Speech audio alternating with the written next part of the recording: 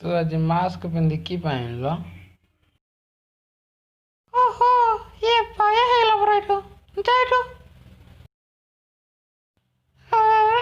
ଇଏ କଣ ସତରେ ପଳେଇଲା। ମାସ୍କ କିଣିବାକୁ ଯାଇଥିଲି ଯେ ସେ ମତେ ଦେଲାନି, ବେଶୀ ପଇସା କହିଲା। କହିଲା ପଇସା ଧରି ଯାଇଥିଲି, କୋଉ କଲର କିଣିକି କିଛି ଆଉ ବୁଝିପାରିଲିନି। ତତେ ଫୋନ କଲା ମଧ୍ୟ ତୁ ଉଠେଇଲୁନୁ। ଆଉ କି ପାଇଁ ପିନ୍ଧିକି କହ?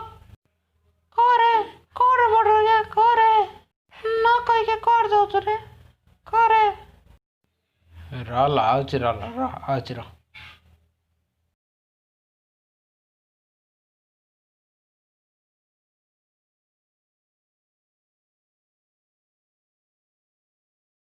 କ'ଣ କହିଲୁ? ଆଉଥରେ କହତେ। ତତେ ଫୋନ କଲା ତୁ ଉଠେଇଲୁନୁ, କୋଉ କଲର ଆଣିବି କିଛି କହିଲୁନୁ। ସେଥିପାଇଁ ମୁଁ ସେ ଦୋକାନରୁ ପଳାଇଲି। ବୋଲେ ତୁ ମୋ କଥାରେ ଚଲୁଛୁ କିଲୋ? ଆଲୋ ମତେ ମିଶେଲୋ ଆଲୋ। ଏବେ ଖେଳ କଲେ କରୋନା ହେଇଯିବ ରେ। ହବନି ଲ, ନାଇଁଲା କିଛି ହବନି ଲ। ଆରେ ଭଲ ମାସ୍କ କିଣି ଦବୁ କିରେ? 50 ଟଙ୍କା ଲାଗିବ କି 100 ଟଙ୍କା ନେ ରେ। ଭଲ ମାସ୍କ କିଣି ଦେ, ହ୍ୱାଇଟ୍ କଲର୍ଟି ଦବୁ ହେଲା। କେ ପାଇଁ ପିନ୍ଧି ଯାଇନଥିଲ? ହଉ ଲୋ ଝିଅ, ତ ମାସ୍କ ପିନ୍ଧେ ନ ପିନ୍ଧେ ତ ଇଚ୍ଛା। କିସ କରୁଛୁ କରେ ଏଥର, ମୁଁ ଯାଉଛି। ହାକ ପୁଣିଆର କଲର ଦରକାର, ଭଲ କଲର ନହେଲେ ମୁଁ ପିନ୍ଧିବିନି। ମାସ୍କ ପିନ୍ଧିକି ଗାଡ଼ି ଚଲେଇବ, ନହେଲେ ବିପଦ, ଫାଇନ୍ ପଡ଼ିବ। ବାପା ଦେଖ ସେ ଲୋକଟା ମାସ୍କ ପିନ୍ଧିଛି। ହଁ ପୁଅ, ମାସ୍କ ପିନ୍ଧିଲେ କରୋନା ହବନି।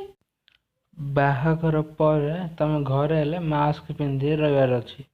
ଭଲ ମାସ୍କଟି ପିନ୍ଧିବ ନା। ତୁ ଯେମିତିଆ କହିବୁ ମୁଁ ତୋ ପାଇଁ ସେମିତିଆ ମାସ୍କଟିଆ କରେ, ବାକି ତୁ ପିନ୍ଧିବାର ଅଛି। ମାସ୍କ ପିନ୍ଧିବି ଯେ ମୁଁ ଯେମିତିଆ କହିଲି ସେମିତିଆ ଆଣିଲେ ଏକା ପିନ୍ଧିବି, ନହେଲେ ପିନ୍ଧିବିନି। ତୁ ଯେମିତିଆ କହିବୁ ମୁଁ ତୋତେ ସେମିତିଆ ଆଣିଦେବି।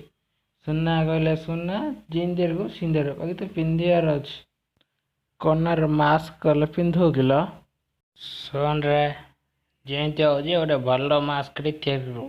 ସୁନା ରୂପା ହୀରା ସବୁ ଯେମିତି ଲାଗିଥିବ, କ୍ୟାରେକ୍ଟର ଉପରେ ଥିବାର ଅଛି ମାସ୍କଟା।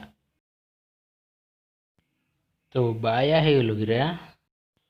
ବାୟା ହେଇନି ରେ, ଭଲ ମାସ୍କଟି ଦବୁ ନା ନାଇଁ କହ। ଯେତେ ଟଙ୍କା ଲାଗିବ ବୋଲେ ସେତେ ଟଙ୍କା ଦେବି।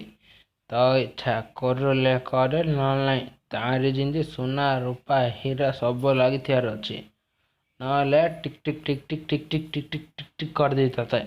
ସମାନେ କରୁ ଚାଙ୍ଗା ଉପରେ ମାସ୍କଟା କରୁ, କିଏ ବୋଲେ ସେଇଟା ଆମର ମାଇକିନା ଏକା ପିନ୍ଧିବ। ଆଉ କିଏ ନାହିଁ, ନୂଆ ନୂଆରେ ବାହା ହେଉଛି ସେଥିପାଇଁ।